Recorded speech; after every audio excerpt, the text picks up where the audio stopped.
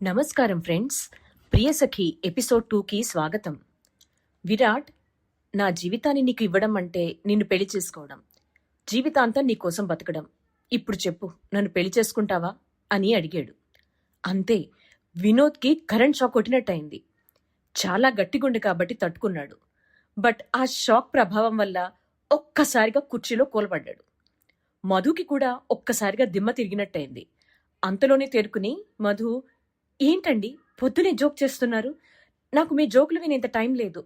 ఆడిషన్కి వెళ్ళాలి, లేట్ అయిపోతోంది. బాబు జాగ్రత్త అంది వికారంగా ముఖం పెట్టి. విరాట్, నేను జోక్ చేయట్లేదు, నిజమే చెప్తున్నా. I want to marry you అన్నాడు వేడుకోలుగా. I'm sorry, I'm not interested చాలా పొలైట్గా చెప్పింది మధు. ఎందుకో తెలుసుకోవచ్చా? కంగారుగా అడిగేశాడు విరాట్. వినోద్కి కళ్ళు తిరగసాగాయి. కిడ్నాప్ అయింది సన్నీనా లేక అన్నయ్య అని డౌట్ కూడా వచ్చింది. కొంపదీసి మా అన్నయ్యని ఎవరో కిడ్నాప్ చేసి ఆ ప్లేస్లోకి వేరెవరూ రాలేదు కదా అని అనుమానం బలపడసాగింది. నేను అప్పుడే పెళ్లి చేసుకోవాలనుకోవట్లేదు కోపంగా చెప్పింది మధు. నీకోసం ఎంతకాలమైనా నేను వెయిట్ చేస్తాను స్థిరంగా చెప్పాడు విరాట్. మధుకి తలనొప్పి మొదలైంది. నుదుటి మీద చేయి పెట్టుకుని, నాకు మీరు నచ్చలేదు గట్టిగా చెప్పింది. నీకు నచ్చేలా నన్ను నేను మార్చుకుంటాను అంతకంటే గట్టిగా చెప్పాడు విరాట్. అంతే, కుర్చీలో నుంచి దబీమని కింద పడ్డాడు వినోద్. ఒక్కసారిగా ఇద్దరు మాటలు ఆపి వినోద్ కేసి చూశారు. చెట్టంత మనిషి అలా కుర్చీలోంచి కింద పడేసరికి మధు ఆశ్చర్యపోయింది.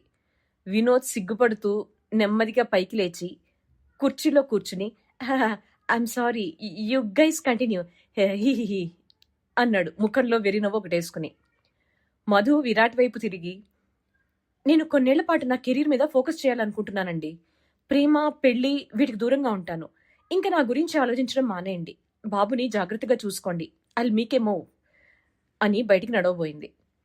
విరాట్, సరే నీ ఇష్టం మధు, నిన్ను ఇబ్బంది పెట్టను. సన్నీ లేచిన తర్వాత కంపల్సరీ నీ గురించి అడుగుతాడు. కొంచెం నీ ఫోన్ నెంబర్ ఇస్తావా? వాడు నీ గురించి గొడవ చేస్తే నేను కాంటాక్ట్ చేస్తాను. ఆ క్షణంలో వినోద్కి వాళ్ళ అన్నయ్య అమ్మాయిలను ఇబ్బంది పెట్టే రోడ్ సైడ్ రోమియో లాగా కనిపించాడు.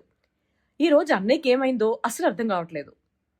మధు, ఫోన్ నెంబర్ దేనికిలేండి అని దగ్గరలో ఉన్న పేపర్ మీద ఏదో 4 వాక్యాలు రాసి ఆ కాగితాన్ని విరాట్కి ఇచ్చి, సన్నీ నా గురించి అడిగితే ఈ పేపర్ చూపించండి అన్నట్టు. సన్నీకి చదవడం వచ్చు కదా? Virat, he can read, thank you Madhu అని చిరునవ్వు నవ్వాడు. వెళ్లే ముందు మధు సన్నీ నుదుటి మీద ముద్దు పెట్టుకుని బయటికి నడుస్తుంటే, నేను డ్రాప్ చేస్తా నిన్ను అని విరాట్ కూడా బయటికి నడవబోయాడు. మధు అతన్ని వారించి, సన్నీ లేచే టైం అయినట్టుంది, రిస్క్ వద్దు, బాబుతో ఉండండి. నిన్న కిడ్నాప్ వల్ల బాగా భయపడిపోయి ఉంటాడు, హీ నీడ్స్ యూ అంది. విరాట్ సరే అన్నట్లు బుద్ధిగా తలూపాడు. మధు వెళ్ళిపోయిందని కన్ఫర్మ్ చేసుకున్న వెంటనే వినోద్, అన్నయ్య ఏమైంది నీకు? నువ్వేనా? నీకన్నా టీనేజ్ పిల్లాడు నయ్యం. ఆ అమ్మాయి నిన్న చూసావు, పాపం తాను నిన్ను చూసిందే ఇప్పుడు. వెంటనే పెళ్లి చేసుకుంటానని అలా చెప్పేయడమేనా? ఇంకా నయం, చాచి కొట్టలేస్తాను నిన్ను. ఈవ్ టీజింగ్ కేసు పెట్టిందనుకో ఇంకా అంతే గతి. అసలే షీ టీం వాళ్ళు భూతద్దం వేసుకుని మరీ వెతుకుతున్నారు పూకిరీల కోసం అన్నాడు. Virat, I know, but I like her. Vinod ఉత్సాహంగా, అర్థమైందన్నయ్య, ఇన్నాళ్లకు నీ గుండె తలుపుని ఒక అమ్మాయి తట్టింది, నీ హృదయ వీణ మీటింది, నీ అని ఇంకా ఏదో చెప్పబోతుండగా విరాట్ గుడ్లురిమి చూశాడు. వినోద్ భుజాలు ఎగరేసి, ఇట్స్ ఓకే బ్రదర్, ఇంకా మాట్లాడంలే. బట్ ఈ విషయంలో నీకు వయసున్న అనుభవం లేదు. నాకు నీకన్నా వయసు తక్కువైనా అనుభవం ఎక్కువ. సో నా సర్వశక్తులు నీకు ధారపోస్తా. నిన్ను ఓ ఇంటివాడిగా చేస్తా. నువ్వు అనాలే గాని మధుయే కాదు, ఆ కొండ మీద కోతిరైనా తీసుకొచ్చి నీ పెళ్ళంగా చేస్తా. ఆవేశంలో ఒళ్ళు తెలియకుండా మాట్లాడేస్తున్నాడు. అంతే, నెత్తి మీద టపీమని ఏదో పడింది. కాదు, ఎవరో ఏదో విసిరారు. ఏమిటా అని చూస్తే ఖాళీ వాటర్ బాటిల్. ఇంకా నయం, అందులో నీళ్లు లేవు. ఉండి ఉంటే చిన్న మెదడు చిట్లేది అని రిలీఫ్ ఫీల్ అయ్యాడు వినోద్. వినోద్, ఏంటన్నయ్య, నీకు హెల్ప్ చేయాలని నేను చూస్తుంటే నన్ను కొడుతున్నావు అన్నాడు ఏడుపు ముఖంతో బొర్ర రుద్దుకుంటూ. విరాట్, నాకు కోతినిచ్చి పెళ్లి చేస్తావా అన్నాడు చిరాగ్గా ముఖం పెట్టి. వినోద్, లేదన్నయ్య, ఆ కోతినంటి మధునిచ్చి పెళ్లి చేస్తా, సరేనా అని నాలిక కరుచుకున్నాడు. మళ్లీ వినోద్ నెత్తి బొప్పి కట్టింది. అబ్బా అని నెత్తి రుద్దుకుంటూ, ఆ మధునిచ్చి పెళ్లి చేస్తా, సరేనా అన్నాడు ఏడుపు మొహంతో. విరాట్ అని తలూపాడు. వినోద్ మళ్ళీ ఆవేశంగా, బ్రదర్, నా హెల్ప్ లేకుండా నీవు నీ లవ్లో ఎలాగో సక్సెస్ కాలేవు. నీ లవ్కి హెల్ప్ చేస్తున్నందుకు గాను నాకు ఒక 3 వీక్స్ లీవ్ శాంక్షన్ చేసావనుకో, అందమైన అమ్మాయిలతో ప్రపంచంలో ఉన్న బీచ్లన్నీ తిరిగేసి మంచి ఐడియాలతో వస్తా, ఏమంటావ్ అని కళ్ళెగరేశాడు. విరాట్ సీరియస్గా ఒక లుక్ ఇచ్చాడు. వినోద్ ఒక్కసారిగా పగలబడి నవ్వి, అన్నయ్య, నీకు ఐక్యూ ఎక్కువే గాని కామన్ సెన్స్ తక్కువ. నిన్న నైట్ ఆ సింహాచలం కాల్ చేసింది మధు ఫోన్ నుంచే. మళ్ళీ ఫోన్ నెంబర్ ఎందుకు అడగడం అన్నాడు. అడిగిన వెంటనే తను నెంబర్ ఇస్తే నా మీద ఎంతో కొంత తనకు కూడా ఇంట్రెస్ట్ ఉన్నట్టు అన్నాడు విరాట్. తను నెంబర్ ఇవ్వలా. మరిప్పుడు ఎలా ప్రొసీడ్ అవుతావు? ఏది ఏమైనా నువ్వు ఇష్టపడ్డ పిల్ల తను. నేను ఫిక్స్ అయ్యా. అన్నయ్య, మధుయే నా వదిన. మీ పెళ్లి కోసం నేను ఏం చేయడానికన్నా సిద్ధం. విరాట్కి వినోద్ చెప్పిన ఈ మాట బాగా నచ్చింది. 3 వీక్స్ లీవ్ అడిగావుగా, వెళ్దుగానిలే అన్నాడు. ఈసారి ఆశ్చర్యపోవడం వినోద్ వంతైంది. మధుని వదిన అంటే చాలు, అన్నయ్య అన్ని శాంక్షన్ చేసేస్తాడు అనుకున్నాడు మనసులో. ఒక్కసారిగా అతనికి నవ్వు ముంచుకొచ్చింది. అన్నిటికన్నా క్లాసిక్ ఏంటంటే, లేచిన వెంటనే సన్నీ తన గురించి అడుగుతాడని ఫోన్ నెంబర్ అడగడం అని పగలబడి నవ్వాడు. సన్నీ కంపల్సరీగా మధు గురించి అడుగుతాడు, సీరియస్గా చెప్పాడు విరాట్. వినోద్ నవ్వాపి, అబ్బచ్చా నిజమా? హౌ కెన్ యూ సే అని అడిగాడు వెటకారంగా. I know about my son అని చెప్పి కుర్చీలో కూర్చున్నాడు విరాట్. ఇక చేసేదేం లేక వినోద్ కూడా నోటికి తాళం వేసి విరాట్ పక్కన కుర్చీలో కూర్చున్నాడు. కాసేపట్లో సన్నీ లేచాడు. పక్క బెడ్ కేసి చూశాడు. బెడ్ ఖాళీగా ఉండడంతో ఏడుపు ముఖంతో తండ్రి కేసి చూశాడు. విరాట్ సీరియస్ ఎక్స్ప్రెషన్తో, aunty is fine, she is discharged, urgent work ఉందంట, వెళ్ళిపోయింది అన్నాడు. సన్నీ పరిగెత్తుకొచ్చి విరాట్ మొబైల్ తీసి ఇచ్చాడు కాల్ చేయమని సైగ చేస్తూ. ఆంటీ నంబర్ నా దగ్గర లేదు. ముఖంలో ఏ ఎక్స్ప్రెషన్ లేకుండా చెప్పాడు విరాట్. వినోద్కి నోట మాట రాలేదు. కళ్ళు గుండ్రంగా తిప్పి ఆశ్చర్యంతో అన్నకేసి చూశాడు. సన్నీ విరాట్ కేసి కోపంగా తినేసేలా చూశాడు. మళ్ళీ మొబైల్ తీసుకుని కాల్ రిజిస్టర్ ఓపెన్ చేశాడు. నిన్న కాల్ రిజిస్టర్ మొత్తం డిలీట్ అయిపోయింది, కామ్గా చెప్పాడు విరాట్. ఆ మాట విన్న సన్నీ పట్టరాని కోపంతో టేబుల్ మీద వస్తువులన్నీ కిందకి విసిరేసాగాడు. వినోద్ పిచ్చ షాక్. ఆంటీ వెళ్లే ముందు నీకు ఇవ్వమని మెసేజ్ రాసిచ్చింది అన్నాడు కూల్గా విరాట్. వెంటనే చేస్తున్న పని ఆపేసి సన్నీ పరిగెత్తుకు వచ్చేశాడు. కింద పడినవన్నీ సర్దేయ్, ఇస్తా అన్నాడు సీరియస్గా సన్నీ వాళ్ళ డాడీ. సన్నీకి పిచ్చ కోపం వచ్చింది. నాన్నకి బుద్ధి చెప్పడానికి తొందరగా పెద్దయిపోవాలి అనుకున్నాడు కసిగా. ఇంకా చేసేదేం లేక అన్ని వస్తువులు యథాస్థానంలో పెట్టి మళ్ళీ తండ్రి దగ్గరకు వచ్చాడు ఆ పేపర్ కోసం. గుడ్ అని ఆ పేపర్ తీసిచ్చాడు విరాట్. చాలా సంతోషంగా పట్టరాని ఉత్సాహంతో ఆ పేపర్ ఓపెన్ చేసి చదివాడు Sunny. Hi Sunny, you're too cute and amazing. Love you so much my boy. Be a good child. We will meet again. Bye for now. Lovingly yours, Madhu aunty. ఆ letter చూస్తూనే Sunny సంతోషానికి హద్దులేవు. ప్రపంచాన్ని జయించినట్టు వెలిగిపోతోంది వాడి ముఖం. వినోద్, సన్నీ, ఏది ఆ లెటర్ బాబాయ్కి చూపించోసారి అని కుతూహలంగా అడిగాడు. సన్నీ సీరియస్గా వినోద్ కేసు చూస్తూ ఆ పేపర్ మడత పెట్టి తన పాకెట్లో పెట్టుకున్నాడు. వినోద్ మనసులో యవ్వ కొడుకులిద్దరూ ఒకటే అని కసి తీరా తిట్టుకున్నాడు. హాస్పిటల్ నుండి సరాసరి ఇంటికొచ్చిన మధు అరగంటలో రెడీ అయిపోయి ఆడిషన్స్ జరుగుతున్న భారతీ స్టూడియోస్కి వచ్చింది. ట్రాఫిక్ జామ్ వల్ల మధు స్టూడియో చేరుకునేసరికి ఆడిషన్స్ అయిపోయాయి. అక్కడ ఉన్న కౌన్సిలర్ దగ్గరికి వెళ్ళి ఒక్కసారి డైరెక్టర్ని కలిసే అవకాశం ఇవ్వమని ప్రాధేయపడింది.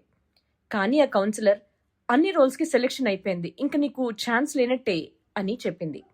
ఒక్క క్షణం ఏం చేయాలో పాల్పోలేదు మధుకి. 1 yearగా ఎంత ట్రై చేసినా ఒక్క అవకాశం కూడా రావట్లేదు పాపం మధుకి. ద గ్రేట్ డైరెక్టర్ సుభాష్ గారి మూవీ ఇది. భారీ బడ్జెట్ సినిమా. 15వ శతాబ్దపు యుద్ధ వాతావరణంలో జరిగే కథ. ఇందులో విలన్ లేడీ. ఆ lady villain Chamundeshwari role audition కోసం వచ్చింది మధు. ఈ మూవీలో ఛాన్స్ వస్తే కెరీర్కి చాలా హెల్ప్ అయ్యేది. కానీ అన్ని రోల్స్కి సెలక్షన్స్ జరిగిపోయాయి అంటున్నారు. ఒక్కసారిగా మధు సోఫాలో కూలబడిపోయింది. తనకేం చేయాలో ఏం అర్థం కాలేదు. అంతలోనే కొంతమంది ముఖాలు గుర్తొచ్చాయి. వాళ్ళు తనకి చేసిన అవమానాలు, అన్యాయాలు గుర్తొచ్చాయి. నో, ఏడుస్తూ కూర్చునే కన్నా చివరి క్షణం వరకు పోరాడి ఓడిపోయినా పర్వాలేదు అని స్థిరంగా అనుకుంది. భారతీయ స్టూడియో సుభాష్ ఆఫీస్లో. సుభాష్, నాకెందుకో సాటిస్ఫాక్షన్ లేదు ప్రొడ్యూసర్ గారు. ఈ యుద్ధం మూవీ నా డ్రీమ్ ప్రాజెక్ట్. ఎంత బడ్జెట్ అయినా ఓకే అని మీరు ముందుకొచ్చారు. హీరో హీరోయిన్స్ కూడా ఓకే. కానీ ఈ సినిమాలో ఆ లేడీ విలన్గా కొత్త అమ్మాయి కావాలనుకున్నాను. ఆ క్యారెక్టర్కి హీరోయిన్ని మించిన అందం, అభినయం ఉండాలి. స్టంట్స్ మరియు డాన్స్ వచ్చి ఉండాలి. ఎంత ట్రై చేసినా దొరకలేదు సార్ అలాంటి అమ్మాయి మనకి అన్నాడు నిట్టూరుస్తూ. లేడీ ఓరియంటెడ్ మూవీస్లో ఆల్రెడీ సక్సెస్ అయిన వాళ్ళు ఉన్నారు కదండి, వాళ్ళలో ఎవరో ఒకరిని తీసుకోండి, సింపుల్, తేలిగ్గా చెప్పేశాడు ప్రొడ్యూసర్ కాశీనాథ్. లేదు సార్, వాళ్ళ హీరోయిన్ ఇమేజ్ వల్ల వాళ్ళు నెగటివ్ షేడ్స్లో యాక్ట్ చేయలేరు. ఇన్ కేస్ వాళ్ళు ఒప్పుకున్న అంచనాలు పెరుగుతాయి. అది మన సినిమాకి మంచిది కాదు అన్నాడు నిట్టూరుస్తూ సుభాష్. అయితే మరో చోట ఆడిషన్స్ మళ్ళీ పెట్టుకోండి. సూటబుల్ అమ్మాయి దొరికే వరకు కాంప్రమైజ్ అవ్వద్దులేండి భరోసా ఇచ్చారు కాశీనాథ్. ఇప్పటికే చాలా మందిని ఆడిషన్ చేశాం, దొరకలేదు. దొరుకుతుందని నమ్మకం పోయింది సార్ బాధపడ్డారు సుభాష్. అంతలోనే ఒక అమ్మాయి ఆ రూంలోకి దూసుకొచ్చింది. పెద్ద పెద్ద కళ్ళు, పొడవాటి నల్లటి జుట్టుతో ముగ్ధ మనోహరంగా ఉంది. ఆమె చేతిలో ఉన్న ట్రేలో 2 కాఫీ కప్పులు ఉన్నాయి. ఇద్దరూ డిస్కషన్ ఆపి ఆమె కేసి చూశారు. ఆ అమ్మాయి రూంలోకి ఎంటర్ అవుతూనే వాళ్ళిద్దరినీ కోపం, అసహ్యం కలిసిన చూపుతో చూసింది. ఆమె కళ్ళు చింత నిప్పుల్లా ఉన్నాయి. ఆమె చాలా పొగరుగా నడుచుకుంటూ టేబుల్ దగ్గరికి వచ్చింది.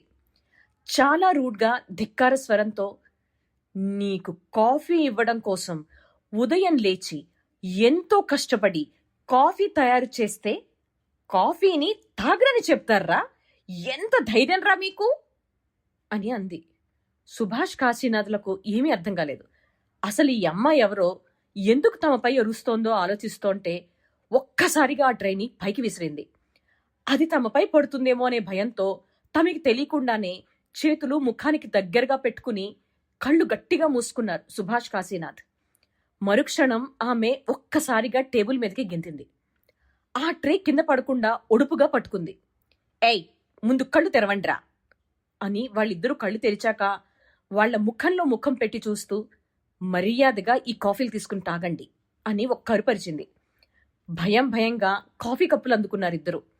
వెంటనే నెక్స్ట్ సెకండ్ టేబుల్ మీద నుంచి కిందకి దూకి టేబుల్ పై ట్రే పెట్టి చాలా వినమ్రంగా నమస్కారం చేసి, నన్ను క్షమించండి సార్, నా పేరు మధు. ఈ సినిమాలో క్యారెక్టర్ కోసం ఆడిషన్కి వచ్చాను, బట్ సెలెక్షన్స్ కంప్లీటెడ్ అని చెప్పారు. కనీసం ఆడిషన్ చేశానన్న సంతృప్తి దొరుకుతుందని ఇలా నటించేశాను. సో సారీ సార్ అని చేతులు కట్టుకుని నుంచుని ఉంది ఎంతో బుద్ధిమంతురాలిలా. సుభాష్ ఏమీ మాట్లాడలేదు. కాశీనాథ్, అయ్యి బాబాయ్ నటించేశావా? నా గుండె గట్టిది కాబట్టి ఇంకా కొట్టుకుంటోంది. అదే ఏ గుండె జబ్బు ఉన్నాడో అయితే వాళ్ళ పరిస్థితి ఏంటి? 108కి ఫోన్ చేయాల్సి వచ్చేది. అయినా అన్ని పాత్రలకి సెలక్షన్స్ అయిపోయాయి. నువ్వు ముందు బయటికి నడమ్మా ఫస్ట్ అన్నాడు. మధు సుభాష్ కేసి చూసింది. సుభాష్, ఎన్నాళ్ళుగా ఇండస్ట్రీలో ఉన్నావు అని అడిగాడు. మధు, 1 yearగా సార్ అని పొలైట్గా చెప్పింది. సుభాష్, ఇంతకుముందు ఏ మూవీస్లో యాక్ట్ చేసావు అని అడిగాడు. మధు, ఇంకా అవకాశం రాలేదు సార్ అంది. సుభాష్, హీరోయిన్ రోల్కి సెలక్షన్ జరిగిపోయింది అని చెప్పాడు. మధు, మీ మూవీలో లేడీ విలన్ చాముండేశ్వరి రోల్ కోసం ఆడిషన్ ఇవ్వడానికి వచ్చాను సార్ అంది. సుభాష్, కాఫీ ట్రే అడ్డు పెట్టుకుని ఎందుకు అంతలా యాక్ట్ చేసావు? మధు, ఈ రోల్కి కావాల్సింది ధైర్యం, తెగువ, కోపం, భయానకం లాంటి లక్షణాలు. ముఖంలో రకరకాల భావాలు పలికించాలి, ఫైట్స్ చేయాలి. వీటిలో కొన్నైనా మీకు చూపిద్దామని అలా యాక్ట్ చేశాను అని చెప్పింది. కాశీనాథ్, మరి కోతిలా ఎందుకు టేబుల్ మీద గెంతావు అని అడిగాడు. మధు, యుద్ధ సన్నివేశాల్లో గెంతవలసి వస్తుంది కదా, అందుకే అది కూడా చేసేశాను అంది. మధు అమాయకపు ఎక్స్ప్రెషన్ చూసి కాశీనాథ్కి ఏం మాట్లాడాలో అర్థం కాలేదు. అందుకే నోరు మూసుకున్నాడు. కాసేపు బయట వెయిట్ చేయమ్మా అని సుభాష్ చెప్పేసరికి, ష్యూర్ సార్, థ్యాంక్ యూ అని వినయంగా బయటికి వెళ్ళిపోయింది మధు. సుభాష్ కాశీనాథ్తో, చాముండేశ్వరి క్యారెక్టర్కి ఈ అమ్మాయి 100% న్యాయం చేస్తుందనిపిస్తోంది సార్, మీరేమంటారు అని అడిగాడు. కాశీనాథ్, నాదేముందండే, మీకు ఓకే అనిపిస్తే ప్రొసీడ్ అయిపోండి అంటూ భరోసా ఇచ్చాడు. కాసేపట్లో సుభాష్ ఆఫీస్లో మధు యుద్ధం మూవీలో చాముండేశ్వరి పాత్రకి అఫీషియల్గా సైన్ చేసింది. సైన్ చేస్తున్నప్పుడు ఆమె కళ్ళు సంతోషంగా వర్షిస్తున్నాయి, చేతులు వణుకుతున్నాయి. సుభాష్ కంగ్రాచులేషన్స్ అని షేక్ హ్యాండ్ ఇచ్చాడు. థ్యాంక్ యూ సార్ అని షేక్ హ్యాండ్ ఇచ్చిన మధు, మీరు ఇచ్చిన ఈ అవకాశానికి ఎన్నిసార్లు థ్యాంక్స్ చెప్పినా తక్కువే సార్, నా శక్తి వంచన లేకుండా కష్టపడతాను అని నమస్కరించింది. సరేనన్నట్టు తలూపాడు సుభాష్. స్టూడియో నుండి బయటికి వస్తున్న మధుకి ఎందుకో సన్నీ గుర్తొచ్చాడు. ఏడాదిగా ఎంత ట్రై చేసినా దొరకని అవకాశం సన్నీని కలిసిన వెంటనే వచ్చింది. తనకి తెలియకుండానే సన్నీ మీద ఇష్టం, ప్రేమ అన్నీ మొదలైపోయాయి. ఇంటికి వెళ్తూ తనలో తానే ఇలా అనుకుంది. మార్నింగ్ ఆడిషన్ హడావిడిలో పెద్దగా పట్టించుకోలేదు. సన్నీ వాళ్ళ డాడీ నన్ను పెళ్లి చేసుకుంటానని అంటాడేమిటి? సన్నీకి వాళ్ళ అమ్మ లేదా? ఉంటే అంత ధైర్యంగా నన్ను పెళ్లి చేసుకుంటానని అతను అడగడు కదా. అంటే సన్నీ తల్లి లేని పిల్లాడా? ఒక్కసారిగా గుండె పిండేసినట్టయింది మధుకి. ప్రియసఖి ఎపిసోడ్ 2 సమాప్తం. స్టోరీ నచ్చితే లైక్ చేసి కామెంట్ చేయండి, మీ ఫ్రెండ్స్కి షేర్ చేయండి. మరిన్ని ఇంట్రెస్టింగ్ కథల కోసం మా తెలుగు కథా ప్రపంచం ఛానల్ని సబ్స్క్రైబ్ చేసుకోండి. ధన్యవాదాలు.